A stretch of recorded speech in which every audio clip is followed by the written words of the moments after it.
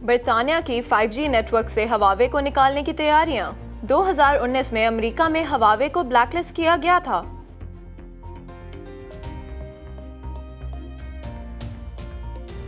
आतिशबाजी के जहरीले ज़रात फेफड़ों के कैंसर का बायस। ये तजुर्बा चूहों और इंसानों के फेफड़ों पर किया गया। मुहक्किकीन ने इदारा सेहत को भी तहकीक से आगाह कर दिया।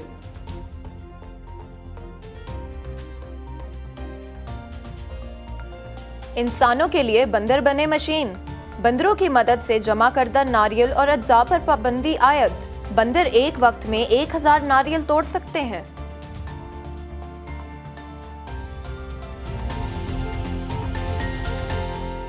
बिस्मिल्लाहिर्रहमानिर्रहीम, अस्सलाम वालेकुम। आप देख रहे हैं ब्राइस टीवी और program words in words out में मैं हूं शाहज़ेब फारूक और मैं हूं फातिमा नासिर। मैं उम्मीद करती हूं कि आप लोग सब अपने घरों में बहुत बहुत खुशहाल हैं और अपनी फैमिलीज के साथ सेफ रह रहे हैं।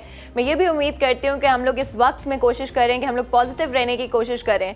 और आप लोग हमारा यूट्यूब चैनल भी सब्सक्राइब कर सकते हैं और हमारी एप्लीकेशन भी डाउनलोड कर सकते हैं, जो कि दोनों ब्राइट स्टार टीवी के नेम से अवेलेबल हैं। जी हाँ नाज़रीन, इसके अलावा www.brightstartv.live हमारी वेबसाइट है, वहाँ पर भी आप लोग हमारा प्रोग्राम देख सकेंगे।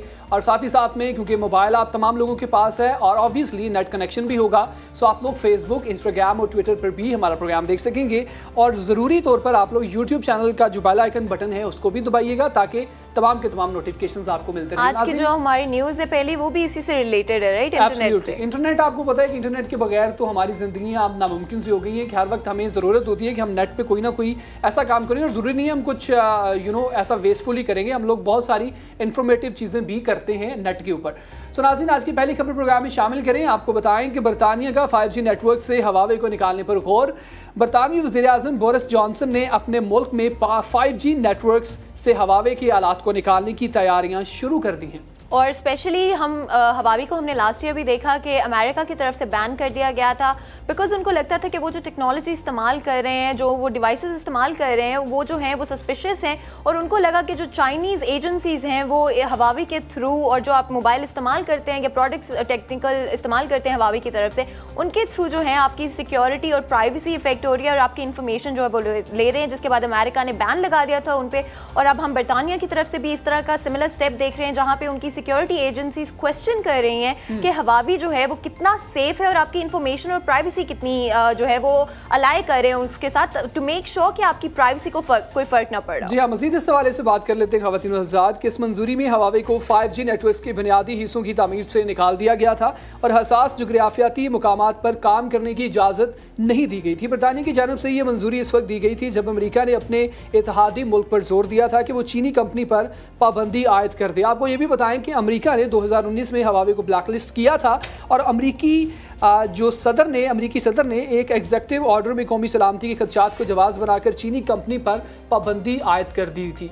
और हवावे की बात करें तो ऑब्वियसली हम तमाम लोग इसको यूज़ भी करते हैं, और अगर ये 5G नेटवर्क नहीं होता या इसको इजाज़त नहीं मिलती तो ऑब्वियसली एक नुकसान ही होगा, क्योंकि तमाम लोग जो हैं वो उनको एक्सेस अगर होगी इस चीज़ की, जितनी ज़्यादा नेटवर्क्स हमारे पास मौजूद होंगे, जितनी ज़्यादा कंपनीज़ ये सहूलियात हमें फ्राहम करेंगी, उतना ही ज़्यादा हम लोग इन तमाम चीज़ों से बेनिफिट हासिल कर सकते हैं। और 5G is the next step in terms of technology and internet around the world. तो फिर हवावी को जब इससे निकाला जा रहा है, और स्पेशली जो दो मेन मार्केट्स हैं हवावी की, जो कि Britain and America itself, Pakistan में भी हवावी को बहुत ज़्यादा इस्तेमाल किया जाता है, not only in Pakistan but also in a lot of countries around the world. और दिस इज़ रियली समथिंग जो कि हवावी की सेल्स को इफेक्ट करेगा, इम्पैक्ट करेगा around the world. People are now asking questions कि क्या हवावी जो है वो आपकी प्राइवेसी को सच में सेफ रख रहा है, क्या वो मेक श्योर करें कि आपकी इन्फॉर्मेशन जो है वो प्राइवेट ही रह रही है, या सही में जिस तरह से डोनाल्ड ट्रंप ने कहा या जो खदशात जो हैं ये साइबर सिक्योरिटी एजेंसीज ने सामने लाए हैं, क्या सच में Huawei is a danger to our privacy? और फातिमा, बात करें अगर कंपटीशन की, तो आपको पता है कि कोई भी प्रोडक्ट हो, किसी भी किस्म की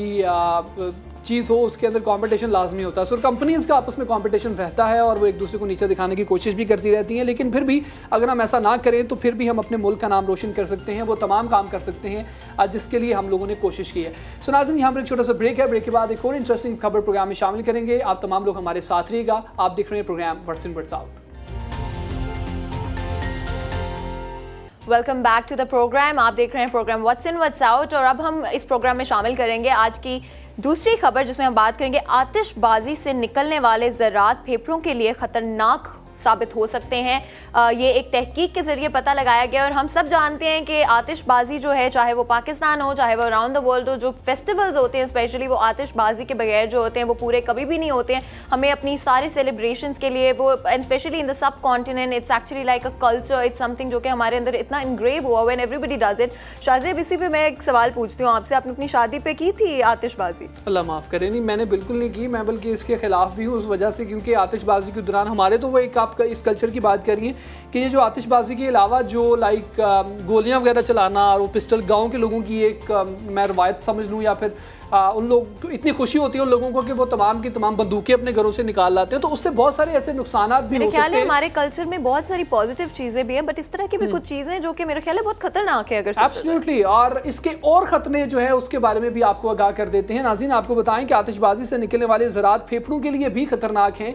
एक तहकीक से ये साबित हो चुका है कि जब आप आतिशबाजी करते हैं तो उसके बाद जो फ़िज़ाई आलूदगी बढ़ती है और उसमें जो इम्प्योरिटीज़ होती हैं जो दाखिल हो जाती हैं आपकी हवा में, आपके इन्वायरमेंट में, वो बाद में बायोलॉजिकली जब आपके अंदर दाखिल होती हैं तो उसके बहुत सारे नुकसान हैं। वो सबसे ज़्यादा जो नुकसान होता है वो आपकी लंग्स को होता है और वो जो है वो with the passage of time अगर ज़्यादा डैमेज हो जाए तो आपकी जान को भी खतरा हो सकता है। सो अगर तो हम लोग ये तमाम चीज़ें कर रहे हैं तो हमें इससे परहेज़ करना चाहिए और गवर्नमेंट लेवल पर लोगों को ये सोचना चाहिए कि इन तमाम चीज़ों के ऊपर पाबंदियाँ आयद करें, क्योंकि ये सिर्फ वक्ती तौर पे जो जानी नुकसान होता है आतिशबाजी की वजह से या फिर कहीं आग लग गई या कोई ऐसा नुकसान जो कि उसी टाइम में उसी ड्यूरेशन में हो जाता है, उसके अलावा अगर बात करें तो बायोलॉजिकली जो फ़िज़ाई आलूदगी है वो भी इसका जो है वो सबब बन रही है। सो मैं समझता हूँ कि इसको जो है वो with the passage of time खत्म हो जाता है। मेरा ख्याल है कि ये आपने जैसे कि कहा कि गवर्नमेंट लेवल पे इन्वॉल्वमेंट बहुत ज़रूरी है, बिकॉज जस्ट बिकॉज कोई चीज़ जो है वो ट्रेडिशनली और कल्चरली जो है हमारी हिस्ट्री में रही है तो इसका मतलब ये नहीं है कि हम उसको कैरी ऑन करते रहें, स्पेशली जब हमारे पास सब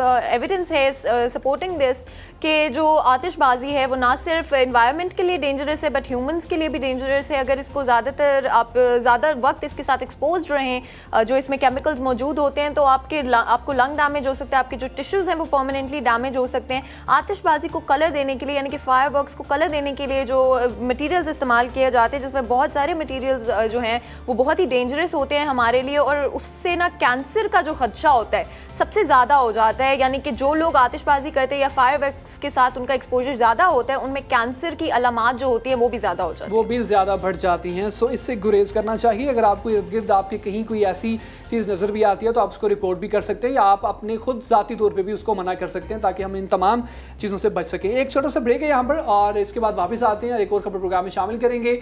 आप तमाम लोग हमारे साथ रहिएगा। Welcome back in the program. एक बार फिर से खुशामदीद कहेंगे नाज़रीन। अब बात करेंगे एंटरप्रेन्योरशिप की, कारोबार जो कि लोग बिजनेस करते हैं, तजारती लोगों की बात करें अगर नाज़रीन तो होता है कि लोग टीम बनाते हैं और इंसानों की टीम होती है जिसमें वो इंसानों से काम लेते हैं। एक अथॉरिटेटिव बंदा होता है जो कि कंपनी का CEO होता है, उसके बाद वो तमाम टीम मेंबर्स आपके साथ मौजूद होते हैं जो कि काम करते हैं। लेकिन ये कभी नहीं सुना था कि लोग जो हैं वो इंसानों के अलावा जानवरों से भी काम लग सकते हैं और जानवरों में भी बंदरों से, मैंने ये कभी नहीं सुना था। लेकिन इस हवाले से खबर प्रोग्राम में शामिल करेंगे। आपको बताएं कि बंदर जो हैं वो नारियल जमा करने के लिए भी काम आते हैं। जो नारियल आप अपने घरों में इस्तेमाल करते हैं या खाने पीने की अशिया में इस्तेमाल करते हैं, उन नारियल को तोड़ने के लिए, उनको जमा करने के लिए बहुत सारी ऐसी कंपनीज़ हैं जो कि इन बंदरों का इस्तेमाल करते हैं लोग और इनको जो है प्रॉपर ट्रेनिंग दी जाती है और ट्रेनिंग के बाद ये बंदर जो है बहुत कम अरसे के अंदर बहुत सारे नारियल जमा करके जो है वो लाते हैं और उससे बहुत सारा फ़ायदा हासिल किया जाता है। और मेरा ख्याल है ये दूसरी दफ़ा है कि हम लोग बंदरों के बारे में न्यूज़ शामिल कर रहे हैं शो के अंदर। तो मुझे नहीं पता कि हम लोग बंदर एक तो मेरा ख्याल है बहुत ज़्यादा फेमस होने वाले हैं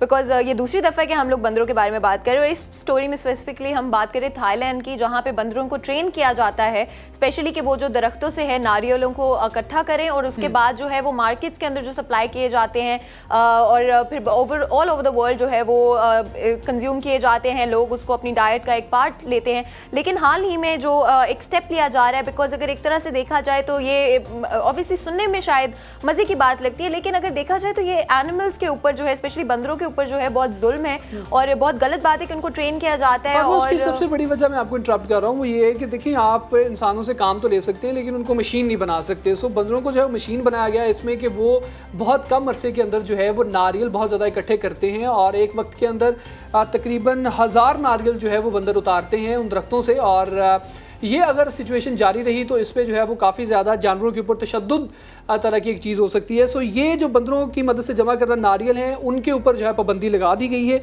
और आपको मजीद बताएं कि सिर्फ थाईलैंड में ही 8 ऐसे बागात देखे गए हैं जो नारियल तोड़ते हैं और इन्हें पूरी दुनिया में बरामद भी किया जाता है। सो ये एक बिजनेस किया जा रहा है। सो वहाँ पर एम्प्लॉयज़ रखने की बजाय, क्योंकि अगर आप एम्प्लॉय रखेंगे तो आपको प्रॉपर उनको ट्रीट भी करना पड़ेगा, आपको उनको पैसे भी देने पड़ेंगे। सो उन चीज़ों से बचने के लिए आप अगर बंदरों को ट्रेनिंग, क्योंकि आपको पहले ट्रेनिंग देनी पड़ेगी, इनिशियली आपको उनको ट्रेन करना पड़ेगा, उसके बाद स्पॉन्टेनियसली बंदर जो है वो रिएक्ट करेंगे और आपका वो तमाम काम जो है हो जाएगा। सो ये थोड़ा सा मुझे लग रहा है कि बंदरों के साथ ठीक नहीं है। मतलब हम लोग ह्यूमन राइट्स की बात करते हैं और मेरा ख्याल है कि जब आप ह्यूमन राइट्स की बात करते हो तो आप एनिमल राइट्स को नहीं भूल सकते, और इस सारी सिचुएशन में एनिमल राइट्स जो हैं वो बहुत बुरी तरह से इफेक्ट हो रहे हैं। इसीलिए ब्रिटेन की तरफ से डिसीजन लिया गया है कि जितने भी प्रोडक्ट्स इस तरह के यूज़ इस्तेमाल करते हो, एनिमल्स का इस्तेमाल करते हुए जो कलेक्ट किए जाते हैं, स्पेशली बंदरों का इस्तेमाल करके जो कलेक्ट किए जाते हैं, उन पे जो है उन्होंने अपने स्टोर से भी रिक्वेस्ट की है ब्रिटेन के अंदर कि वो जो है उनकी सेल्स बंद कर दें और उन प्रोडक्ट्स को जो है वो लेना और ख़रीदना बंद कर दें। एग्जैक्टली और मजीद अगर मैं जानवरों के हवाले से बात करूं नाज़रीन, क्योंकि प्रोग्राम का टाइम खत्म हो जाता है, लेकिन जाते जाते एक छोटी सी आप नसीहत कह लें। वैसे हम नसीहत करने के काबिल तो नहीं है, लेकिन फिर भी वो लोग जो कि अपने जानवरों का इस्तेमाल करते हैं, गधा गाड़ी अगर मैं एग्जांपल दूं तो अक्सर मैं देखता हूं ऐसा कि आप उनका इस्तेमाल तो करें ऑब्वियसली, लेकिन उनको प्रॉपर वक्त पे खाना या फिर पानी या फिर इतनी ज़्यादा उनसे मेहनत ना करवाएं, क्योंकि उनके अंदर भी जान बसती है, वो भी जानदार हैं। सो उनका भी ख्याल रखना हमारी जिम्मेदारी है। सो नाज़रीन, प्रोग्राम का टाइम खत्म हो जाता है। इंशाल्लाह नेक्स्ट प्रोग्राम में दोबारा से मुलाकात होगी नई खबरों के साथ। कुछ ऐसी खबरें जो कि आपने पहले कहीं नहीं सुनी, हमारे ही सिर्फ प्रोग्राम में आप सुनेंगे। यूट्यूब चैनल आप लोग सब्सक्राइब कर लीजिए और हमारा फेसबुक और इंस्टाग्राम, ट्विटर के ऊपर भी आप लोग हमारा प्रोग्राम देख सकेंगे। फीडबैक भूल जाते हैं। एब्सोल्युटली फीडबैक देना मत भूलिएगा। और कैसे दे सकते हैं फातिमा के, कमेंट कर सकते हैं आप यूट्यूब के ऊपर, फेसबुक के ऊपर, और सोशल मीडिया का दौर है। मैंने पहले भी कहा कि आप लोग मतलब मेरा ख्याल है इंटरैक्ट करके ज़्यादा मजा आता है, राइट? मतलब आप जब किसी चीज़ में अपना एफर्ट डालते हो तो जब आपको इंटरेक्शन मिलता है लोगों से, तो I think that's the best feeling. Absolutely कुछ ऐसी चीज़ें होंगी जो कि आप हमारे प्रोग्राम के बारे में बता सकते हैं, या कुछ ऐसे आइडियाज़ जो कि आप लोग चाहते हैं कि हम अपने प्रोग्राम में शामिल करें, वो आपकी वजह से हम लोग यहाँ पर शामिल कर सकते हैं। मुझे फातिमा को इजाज़त दीजिए। प्रोग्राम से अपना बहुत सारा ख्याल रखिएगा। अल्लाह हाफिज़। अल्लाह हाफिज़।